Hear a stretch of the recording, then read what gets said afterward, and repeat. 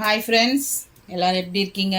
வாங்க இன்னைக்கு ஈஸியாக பண்ண மாதிரி ஒரு அடை ரெசிபி பார்க்கலாம். ஸோ அடைலாம் யூஸ்வலாக பார்த்தீங்கன்னா பருப்பெல்லாம் தனியாக ஊற வைப்பாங்க, அரிசி தனியாக ஊற வைப்பாங்க, அதெல்லாம் பண்ணுவாங்க. ஆனால் அப்படி பண்ணுறதும் நம்ம எல்லா இன்க்ரீடியண்ட்டும் மொத்தமாக போட்டு ஊற வச்சு அரைச்சி பண்ணுறதுமே மோரார்லெஸ் த சேம் டேஸ்ட் தான் வரும். இதில் வந்து பார்த்தீங்கன்னா நம்ம பருப்பு அரைக்கிறதுக்கான டைமும் சரி, அதுக்கான கரண்ட்டும் சரி, நம்ம எல்லாத்தையும் மொத்தமாக ஊற வச்சு அரைக்கும் போது பாதி அளவுக்கு சேவ் பண்ணலாம். பாதி அளவுக்கு கரண்ட்டும் சேவ் பண்ணலாம், டைமும் சேவ் பண்ணலாம், ரெசிபிலையும் டேஸ்ட்லேயும் எந்த மாற்றமுமே இருக்காது. ஸோ இன்றைக்கி அந்த மாதிரி ஒரு ஈஸியான அடை ரெசிபி, பருப்பெல்லாம் போட்டு செய்வாங்க இல்லையா, ப்ரோட்டீன் ரிச் அடை ரெசிபி நம்ம பார்க்கலாம். இன்றைக்கி நான் வந்து ஒரு ஆளாக்கு இட்லி அரிசி எடுத்திருக்கேன். சரிங்களா?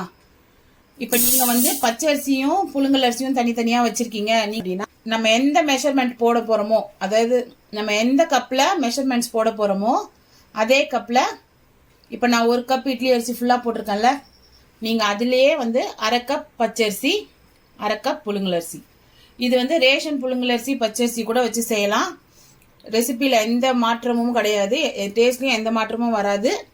டேஸ்ட்டாக சூப்பராக தான் இருக்கும். இன்றைக்கி என்கிட்ட வந்து பச்சரிசி புழுங்கலரிசி தனித்தனியாக இல்லை, இன்றைக்கி என்கிட்ட இட்லி அரிசி தான் இருக்குது. அதனால நான் வந்து இந்த ஆளாக்கில் ஃபுல்லாக தலை தட்டி ஒரு ஆளாக்கு இட்லி அரிசி போட்டிருக்கேன். அதே ஆளாக்கில் அரை ஆளாக்கு பருப்பு. இது வந்து கடைப்பருப்பாக இருந்தாலும் சரி, ரேஷன் பருப்பாக இருந்தாலும் சரி, நீங்கள் எந்த பருப்பு வேணால் யூஸ் பண்ணிக்கலாம். கடைப்பருப்பில் தான் நல்லா வரும், இல்லை ரேஷன் பருப்பில் வந்து கொஞ்சம் இதாக வரும், அந்த மாதிரிலாம் கிடையாது. எதில் போட்டாலும் நம்ம போடுற மெஷர்மெண்ட்டு தான், அதை வச்சு தான் நம்மளோட ரெசிபியோட டேஸ்ட். ஸோ நான் இன்றைக்கி போட்டிருக்க பருப்பு வந்து ரேஷனில் வாங்கின பருப்பு தான். அது வந்து அரை ஆளாக்கு போட்டிருக்கேன். அதே ஆளாக்கில் அரை ஆளாக்கு சிறுபருப்பு போட்டிருக்கேன். அதே ஆளாக்கில் அரை ஆளாக்கு கடலைப்பருப்பு, அதே ஆளாக்கில் அரை ஆளாக்கு உளுந்தம்பருப்பு. இதுவும் வந்து ரேஷனில் வாங்கின உளுந்தம்பருப்பு தான். ஸோ அதுவும் நீங்கள் அரை ஆளாக்கு போட்டுக்கலாம். இப்போ நம்ம பருப்பெல்லாம் போட்டுட்டோம். ஸோ இதில் 4 வகையான பருப்பு போட்டிருக்கோம். இன்றைக்கி நான் வந்து ஒரு ஆளாக்கு இட்லி அரிசி போட்டிருக்கேன். அப்படி உங்ககிட்ட இட்லி அரிசி இல்லை அப்படின்னா நீங்கள் பச்சை அரிசியும் புழுங்கல் அரிசியும் சரி சமமாக அரை ஆளாக்கு போட்டுக்கலாம். ஸோ இப்போ நம்ம குவான்டிட்டியில் பார்த்தீங்கன்னா மொத்தமாக வந்து 3 ஆளாக்கு போட்டிருக்கோம். ஒரு ஆளாக்கு அரிசி, துவரம்பருப்பும் உளுந்தம்பருப்பும் சேர்த்து ஒரு ஆளாக்கு, சிறுபருப்பும் கடலைப்பருப்பும் சேர்த்து ஒரு ஆளாக்கு, ஆக மொத்தம் 3 ஆளாக்குக்கு நம்ம ஊற வச்சுருக்கோம். இதுக்கு 1/4 ஸ்பூன் வெந்தயம் போட்டுக்கலாம். ஸோ வெந்தயம் வந்து இதுக்கு ரொம்ப போடணும்னு அவசியம் இல்லை, 1/4 ஸ்பூன் போட்டால் போதும். இப்போ நம்ம போட்ட இந்த பருப்பு அரிசி எல்லாத்தையும் 4லேருந்து 5 வாட்டி நல்லா தண்ணி போட்டு, முதல் 2 வாட்டி 3 வாட்டி கழுவும் போதெல்லாம் கொஞ்சம் கலங்களாக வரும். ஸோ இதில் இருக்க அழுக்கு தூசி எல்லாம் வரும். அதுக்கப்புறம் ஒரு 2-3 வாட்டி கழுவணும். எப்படி இருக்கணும்னு கேட்டிங்கன்னா, தண்ணி வந்து கிளியராக இருக்கணும். அடியில் ஊற வச்சுருக்க பருப்பு அரிசியெல்லாம் நமக்கு இங்கேருந்து மேலேருந்து பார்க்கும்போது கிளியராக தெரியணும். அந்த அளவுக்கு நம்ம இதை கிளியராக டேப் வாட்டர் போட்டு ஒரு 4 வாட்டி இல்லை 5 வாட்டி, ஏன்னா உங்களோட அரிசி பருப்பு அதில் இருக்க தூசியை பொறுத்து தான். ஸோ அதை வந்து நல்லா க்ளீன் பண்ணிவிட்டு சொல்கிறேன். இப்போ நான் வந்து பார்த்தீங்கன்னா 4லேருந்து 5 வாட்டி நம்ம போட்ட பருப்பு அரிசியெல்லாம் கழுவிட்டு கழுவுனது வந்து நான் வந்து டேப் வாட்டரில் தான் கழுவுனேன். இது வந்து நம்ம குடிக்கிற தண்ணி, நல்ல தண்ணி. நீங்கள் கேன் வாட்டரா, பானை தண்ணியா, இல்லை ஆர்ஓ வாட்டரா எது யூஸ் பண்ணுறீங்களோ அதை ஊற்றி இதை ஊற வைக்கணும். எப்படி ஊற வைக்கணும் அப்படின்னு கேட்டிங்கன்னா, இப்போ இந்த குண்டானில் வந்து நம்ம போட்ட அரிசி பருப்பெல்லாம் வந்து கால்வாசிக்கு இருந்தது. ஸோ நம்ம போடுற இன்க்ரீடியண்ட்டுக்கு, நம்ம போடுற அளவுக்கு 3 மடங்கு தண்ணி ஊற்றி இதை வந்து ஊற வைக்கணும். ஸோ இந்த பாத்திரத்தில் கால்வாசி வந்து நம்ம போட்ட அரிசி பருப்பு இருக்குது. ஸோ நான் இப்போ வந்து இந்த குண்டானில் முக்கால்வாசி தண்ணி வந்து பிடிச்சி வச்சுருக்கேன். இப்போ நான் வந்து இதை 2லேருந்து 2.5 மணி நேரம் ஊற வைக்க போகிறேன். ஊற வச்சுட்டு அப்புறம் கிரைண்டரில் போட்டு அரைக்கலாம். ஸோ இது 2 மணி நேரம்லேருந்து 2.5 மணி நேரம் ஊறட்டும், அப்புறம் எப்படின்னு காட்டுறேன்.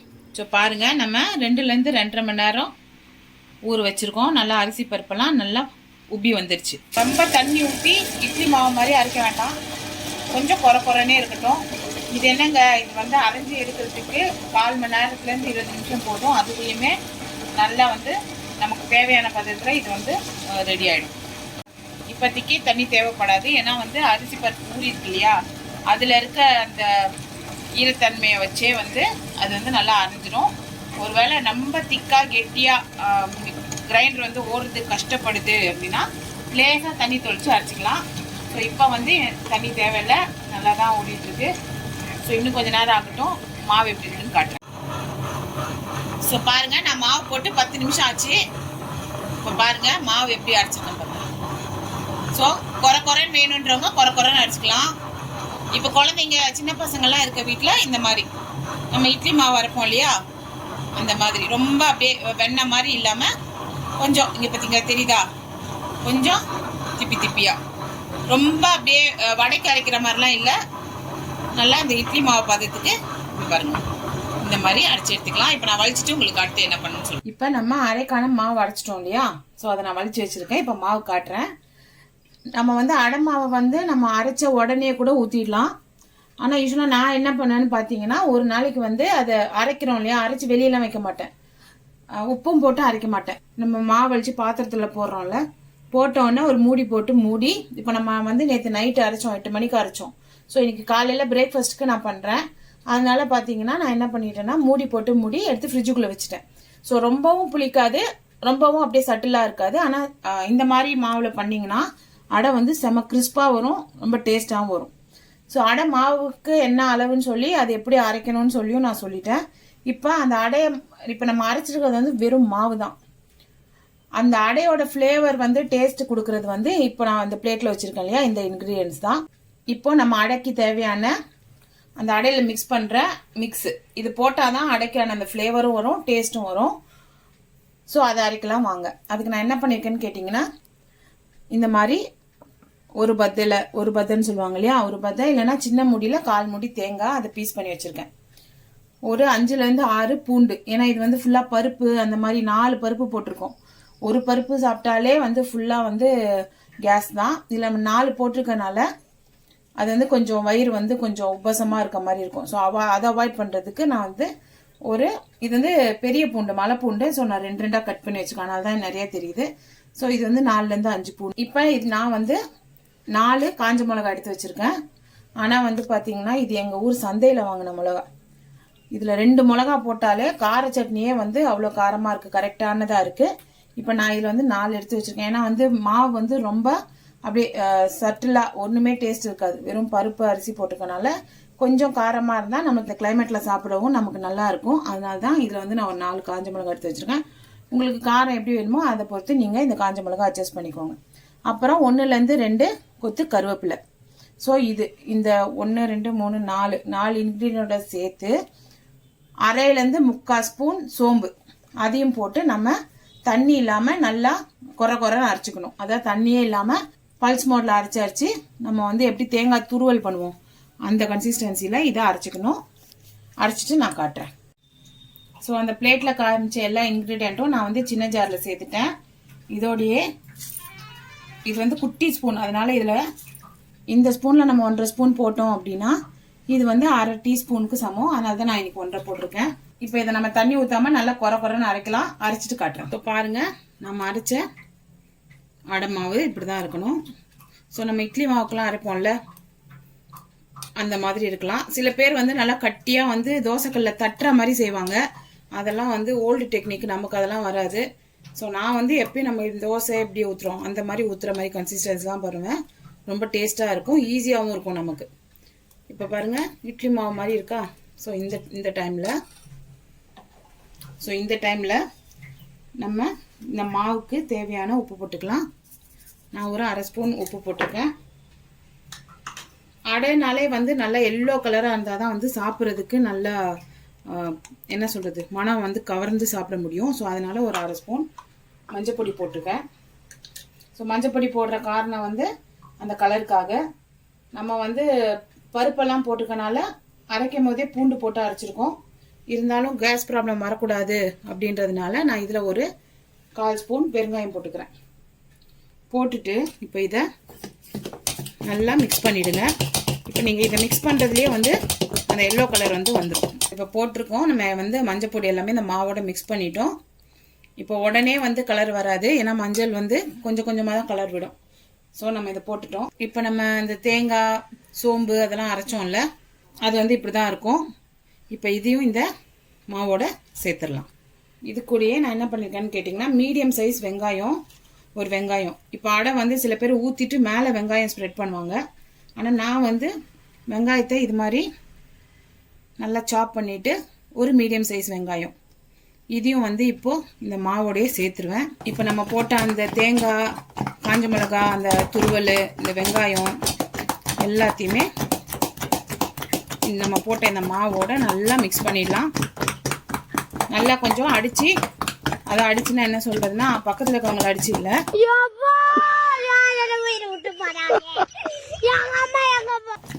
மாவோட எல்லாம் கலக்கிற மாதிரி நல்லா அடித்து விட்டுட்டு நல்லா கலந்துருங்க. கலந்துட்டு இதை வந்து ஒரு 15 நிமிஷம் மூடி வச்சிடலாம். இது எதுக்காகன்னு கேட்டிங்கன்னா, நம்ம போட்ட இன்க்ரீடியண்ட்டு அப்புறம் வெங்காயம் இது எல்லாமே வந்து அந்த மாவோட சேர்ந்து எல்லா ஃப்ளேவரும் இறங்கி நமக்கு அடை ஊற்றும் போது சூப்பரான டேஸ்ட்டாக இருக்கும். ஸோ 15 மினிட்ஸ் ஆகட்டும். அதுக்கப்புறம் நான் அடை ஊற்றும் போது இப்போ நம்ம அந்த தேங்காய் வெங்காயம் எல்லாம் போட்டு மிக்ஸ் பண்ணி வச்சோம் இல்லையா, அந்த மாவு பாருங்கள் எப்படி சூப்பராக வந்துருச்சுன்னு. ஸோ அடை மாவு கன்சிஸ்டன்சியில் வந்துருச்சு. இப்போ நம்ம அடை ஊற்றலாம். ஸ்டவ் ஆன் பண்ணி தோசைக்கல் போட்டிருக்கேன். தோசைக்கல் நல்லா சூடாயிடுச்சு. இப்போ ஒரு கரண்டி மாவு எடுத்து இதில் ஊற்றிக்கலாம். ஊற்றிட்டு உங்களால் எவ்வளோ மெலிசாக ஸ்ப்ரெட் பண்ண முடியுமோ அந்தளவுக்கு மெலிசாக ஸ்ப்ரெட் பண்ணிவிடுங்க. நம்ம தோசை ஊற்றுற மாதிரி தான், ஈஸியாக இருக்கும். இது பண்ணிவிட்டு ஒரு 2 நிமிஷம் ஆகட்டும். இப்போ 2 நிமிஷம் ஆயிடுச்சு. நம்ம இதை சுற்றி ஒரு டீஸ்பூன் எண்ணெய், உள்ளேயும் நல்லா ஒரு டீஸ்பூன் எண்ணெய். ஏன்னா பருப்பு எல்லாம் இருக்கு இல்லையா, நல்லா வேகணும். அதனால் மீடியம் ஃப்ளேமில் வச்சு வேக விடுங்க. நம்ம 3 தோசை போகிற டைம் ஆகும் ஒரு அடை போட்டு எடுக்கிறதுக்கு. ஏன்னா இதில் பருப்பெல்லாம் வந்து நம்ம பச்சையாக தான் அரைச்சிருக்கோம். அது நல்லா வேகணும், அப்போ தான் அந்த டேஸ்ட் கிடைக்கும். ஸோ நல்லா வேகட்டும். நமக்கே வந்து தெரியும் அடியில் கலர் சேஞ்ச் ஆகிருக்குன்னு. இப்போ இங்கெல்லாம் பார்த்தீங்கன்னா நல்லா வெந்து கலர் சேஞ்ச் ஆகுதா. ஒரு 3 நிமிஷம் மீடியம் ஃப்ளேமில் இருக்கட்டும். அதுக்கப்புறம் நம்ம திருப்பி போடலாம். இப்போது தெரியுதுங்களா? இப்போ தெரியுதா? சைட்லாம் வந்து நல்லா கலர் சேஞ்ச் ஆரம்பிச்சிச்சு. இப்போ இதை திருப்பி போட்டுக்கலாம். பக்கமும் நல்லா 3 நிமிஷம் வேகணும். மீடியம் ஃப்ளேமில் வச்சு 3 நிமிஷம் வேக விடலாம். இப்போ இந்த பக்கம் போட்டு 3 நிமிஷம் ஆயிடுச்சு. கீழே எப்படி வந்துருக்குன்னு பார்க்கலாம். பார்த்தீங்களா எப்படி சூப்பராக பர்ஃபெக்டாக இருக்குன்னு. ஸோ இது வந்து பிளெயின் அடை. இப்போ நம்ம ஒரு வாட்டி அடை மாவு அரைச்சிட்டோம் அப்படின்னா அதை வச்சு நிறைய வெரைட்டிஸ் ஆஃப் அடை போடலாம். இது வந்து இப்போது பிளெயின் அடை. இது வந்து பிளெயின் அடை. இப்போ நம்ம முதல்ல ஊற்றின மாதிரியே இன்னொரு அடை ஊற்றிக்கலாம். இந்த டைப் ஆஃப் அடை நான் காட்டுறேன் உங்களுக்கு. வேணுமோ அந்த அளவுக்கு தோசை மாதிரி அதை ஸ்ப்ரெட் பண்ணிக்கலாம். இப்போ நம்ம முதல்ல ஊற்றின மாதிரியே இன்னொரு அடை ஊற்றினோம் இல்லையா, இது வந்து கிட்ஸ் ஸ்பெஷல். ஸோ டயட் இருக்கவங்களாம் இதை அவாய்ட் பண்ணிக்கோங்க. ஏன்னா நான் சர்க்கரை போட போகிறேன். இதில் வந்து லேசாக சர்க்கரை வந்து ஸ்ப்ரிங்கிள் பண்ணிக்கலாம் மேலே. ஸோ 2 பக்கமுமே வேக விட்டு எடுத்துடணும். எடுத்துட்டு ஸ்டவ்வை சிம்மில் போட்டுருங்க. ஏன்னா ஃபுல்லாக வச்சிங்கன்னா கரிஞ்சு போயிடும். போட்டுட்டு நம்ம பசங்களுக்கு எவ்வளோ ஸ்வீட்னஸ் பிடிக்குமோ அந்த அளவுக்கு சர்க்கரையை வந்து மேலே ஸ்ப்ரிங்கிள் பண்ணிடலாம். ஸோ அடியிலையும் வந்துருச்சு, மேலேயும் வந்துருச்சு இல்லையா.